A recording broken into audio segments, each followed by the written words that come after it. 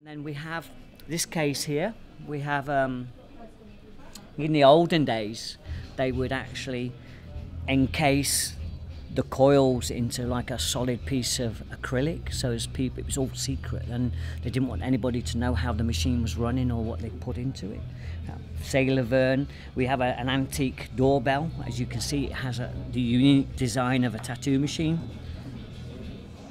We have a very old Professor Charles Wagner card where somebody has actually drawn a cross in lead after the Joe Van Hart, obviously when he passed away. We have another ultra machine. We have a tattoo removal kit, which I'm sure is just a couple of bottles full of acid, how they used to use it in the early 1960s from Mr. Davis himself. As you can see then here, very, very, very rare is on the wall is two original circus posters from around the 1800s. This was all part of the Christian Varlick collection, early 1920s. It was passed down from Varlick to Tattoo Tio, and then from Tio I managed to, after a lot of hard work, add it to the collection that I've put together. So, and as we go around the corner, this is the corner where, when I'm sat at the stand, I can see or I can hear people sniggering as they come around the corner and they find spider web. Lots of stories going around about spider web and how mad he was. But what I think is very, very important is that spider web studied at the Art Students League and American Art School in New York City, and he went on to receive a bachelor's degree of fine arts. We're actually pushing the idea and actually proving to people that artists are real artists, that tattooing is a form of art that's very, very important, and that we need to save these stories and obviously find a place. We need to have a dedicated tattoo museum, I believe. So some early Mickey B, I can remember speaking to Mickey B only a few months ago, and Mickey had said that they'd actually done these designs on a piece of paper that was not a normal size. He says, because then if it's not a normal size, I can't just go down to the photocopy shop and take a copy of it. So he's made them slightly larger. The pieces of paper are actually slightly larger than what you would photocopy. So Mickey's a very clever guy. In fact, Mickey has got some rather nice pieces of interviews from newspapers where he's going to donate them to me, where it's local tattoo artist has been arrested again. So as we come over to this the glass cabinet here, I'm in weird trouble. that's all right, not a problem. Go on, there you go. Yeah. This is Christian Varlick's travelling case, early 1900s.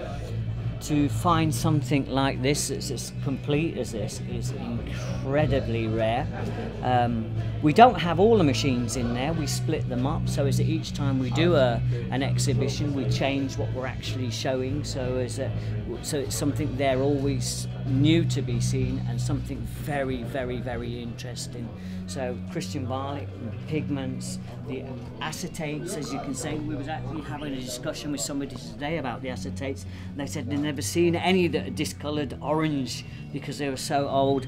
But the acetates would be actually engraved with a Birch's engraver, and they would use lamp black to make the lining on Vaseline, so as that they could use the lining to do the tattooing. Now, we was in one studio and they were still very old-fashioned. They were making the tattooists, even up until about a year ago, use these sort of acetates. Now the acetates are called acetates because of the material that they're using, and even the tracing paper that people are using nowadays are called acetates because of the material.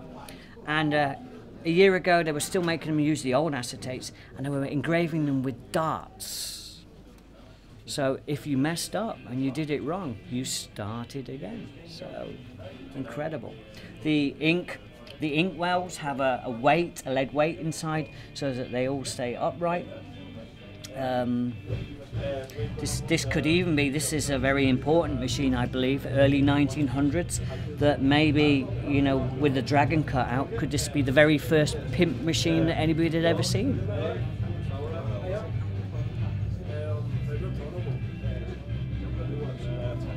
Then we go over to this side. We have some early Jim Major. Jim Major was the president of the British Tattoo Artists Federation. To find hand-drawn flash with the acetates that are so old that the ink has actually dried out is quite incredible. Another big name in our industry is Bernie Luther. Bernie, I commissioned Bernie in 2002 to design me some tattooing machines. We never produced. We produced, well, in fact, we produced two, which would have been the Celtic King and the Fantasy Master Colouring. So these are the only two machines from the set of 10 that's ever been produced in solid silver and hand carved.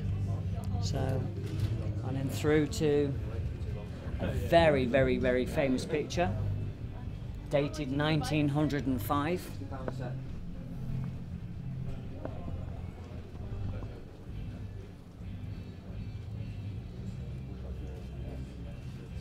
Nice. Yeah.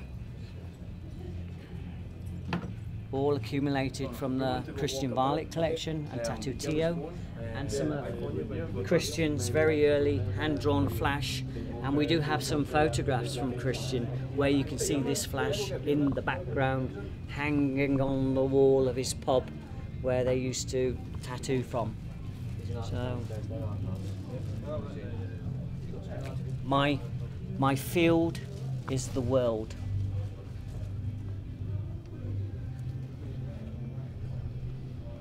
And this is it, the world of tattooing.